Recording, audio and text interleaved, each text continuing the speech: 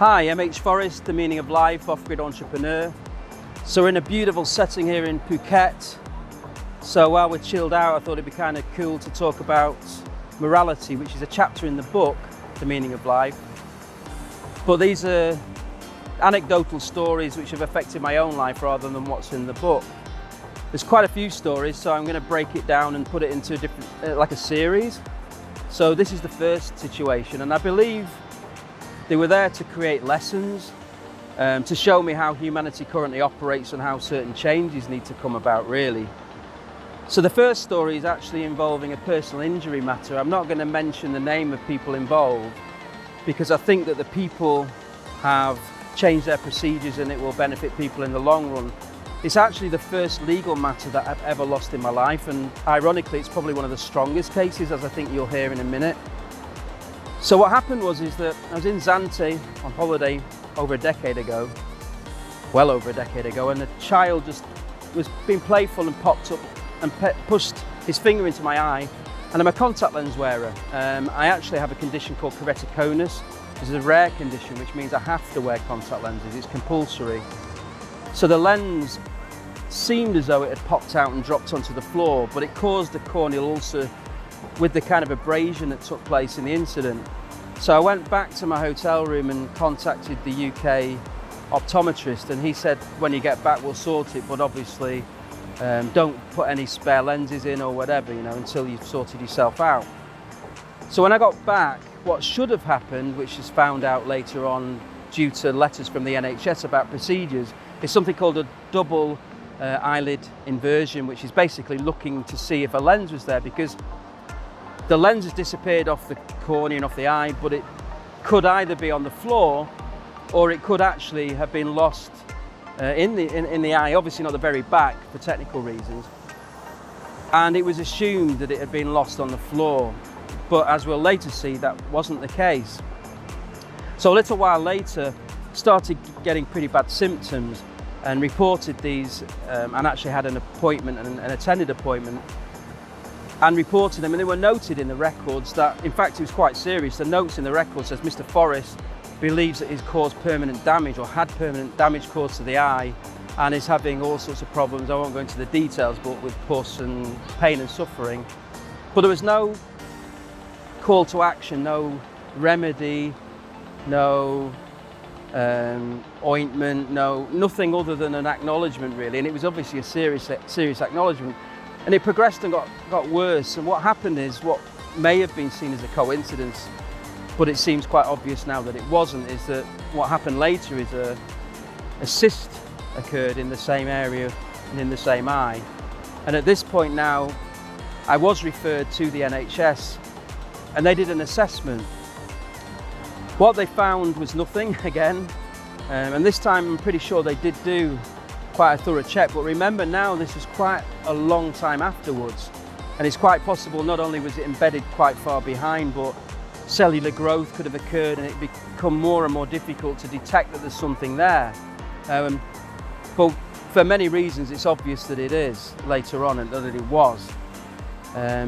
Now, the strange thing about the situation is that I was actually new to this optometrist, and I'd had a previous one for many years, and the previous one had prescribed a grey contact lens, and from the point at which I took on the new optician they were always blue, and this was admitted in the records.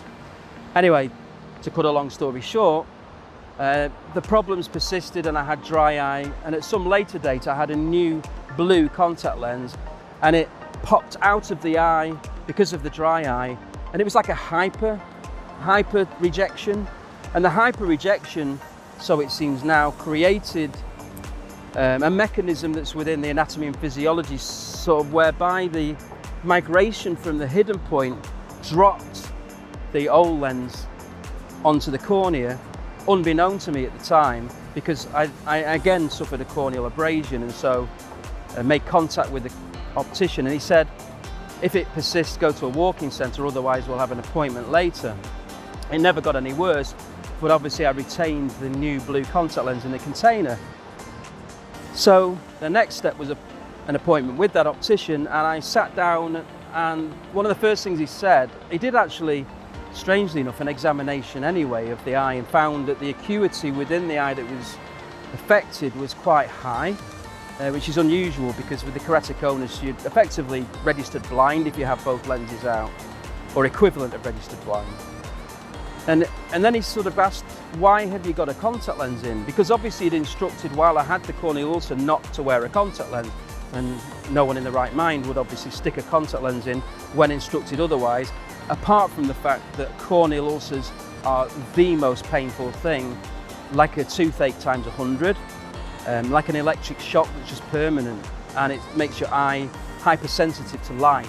So you're just not going to put a lens in anyway. So that wasn't the case.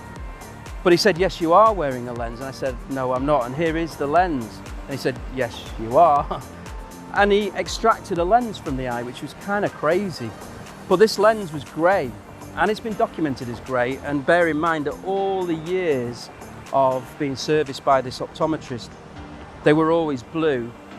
And as we know from an explanation earlier, the grey lens was prescribed many, many years earlier. So basically, the colour coding of the lens told us that it was a very, very old lens. But what he did is actually say, we won't be needing that anymore, and destroyed it, effectively destroying evidence, apart from the fact he logged the fact that a grey lens had been removed from the eye. So it doesn't matter whether you're a medical expert, because you always get diametrically opposing views in the medical profession in terms of opposing views that exist in a legal case where both sides are highly decorated and yet give diametrically opposing views.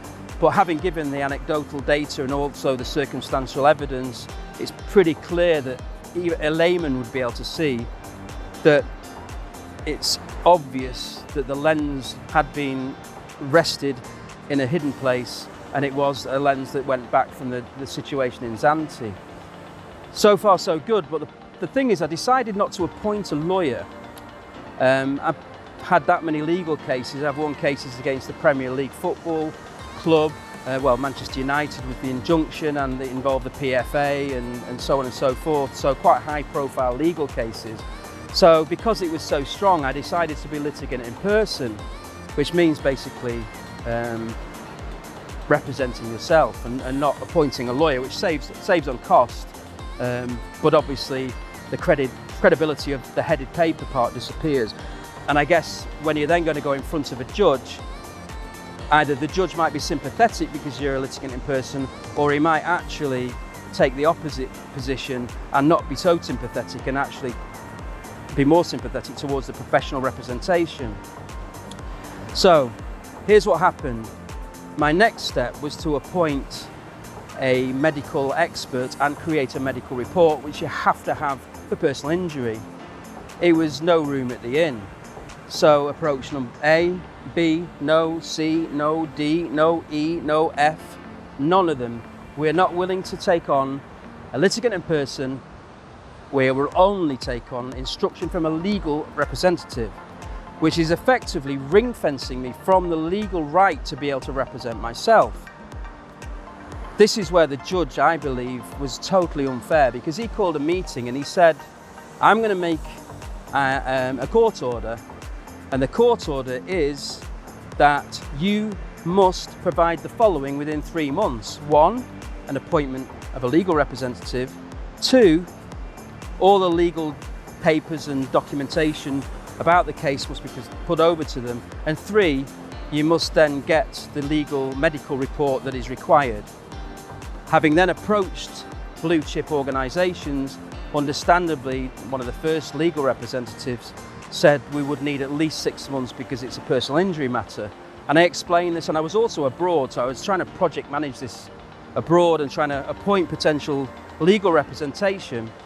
And to be fair, they were almost as prejudicial as the medical experts, because they wouldn't take my money either. So I was funding the case, and yet they weren't willing to take the case, which is crazy because it's an hour rate, which is a good hour rate, and they wouldn't take it either. So, in my opinion at least, what the judge should have done is he should have actually selected one of the people who said no, as in the medical experts, and put a court order onto them, demanding that they provide what is required, possibly even saying that should they not comply, they risk losing their license to be able to help through the other channels.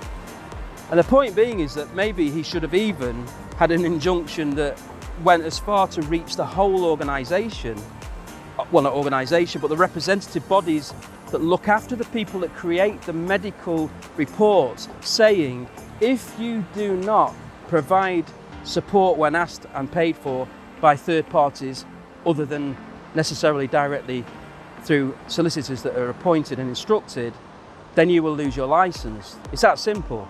It's almost racism. It's like you can't just decide who you want to and who you don't want to support.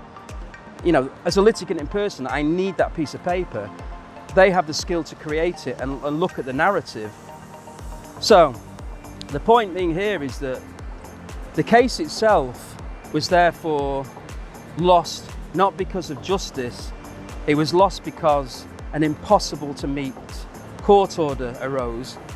And therefore, because of the fact that I raised the situation through a policing body within the optometry industry, which led to certain changes, even though they didn't uphold that complaint either, it got the desired outcome. And I was left actually more aggrieved by the actions of the judge and the judicial system, that they're allowed to prejudicially force me to lose my litigant in person power or litigant in person right and human right. And so the way around this now is actually to lobby the situation. There is a document that's been produced by a lot of really powerful judges and lords and whatever about the situation with litigants in person in general, because they recognise that not many people have got the skill to be able to take forward a very complex legal case, and therefore there should be certain lenience and should be certain aspects where they're not prejudiced, and some not help, because it's understandable you can't really give help, but certainly certain pointers, shall we say. So this is already supposed to be in the system, but in fact it really is not. And I found the hard way that there was no help or support in that way. But for my case in particular, it wasn't just that there wasn't certain lenience and certain measures that stopped the prejudice. They actually, by allowing the fact that I was rejected by A, B, C, D, E, F, G and so on, it was a countless number, by allowing them to say to me that we're not willing to be instructed from you directly, they're effectively stopping me from being a litigant in person, which I'm entitled to be. So now, what's the morality here? What's the moral of this story? The morality is that the whole judicial system is really very, very prejudicial. And obviously I'm just hitting the tip of the iceberg here. So I kind of want to make a change. It's not going to go down too well, of course, because we'll be rattling cages, and the authorities and the establishment and the technocrats don't like this, but it just needs to happen. And basically I've become friendly with a lot of powerful lawyers, for example, ones that are a professor at law but also practicing, one of the most senior human rights lawyers. So there is an opportunity to try and put right what is wrong. And to be fair, if it's diplomatically put, then they should really accept the grievance. And maybe the message should go out also to the people who are doing medical reports to tell them, no, that's just wrong. You're not allowed to do that. It's just prejudicial. You know, it might be an extra bit of mess because you're dealing directly with someone who isn't in the profession of law. But so what? They're just asking for a medical report, and if necessary, an attendance in court, which all you're doing is backing up your own report. So it's no different. It's just prejudice. It's no different from racism, or pick on the gay, pick on the ginger, pick on the fatty, pick on whatever, pick on the goth. So there you go. That's my first of the stories on morality.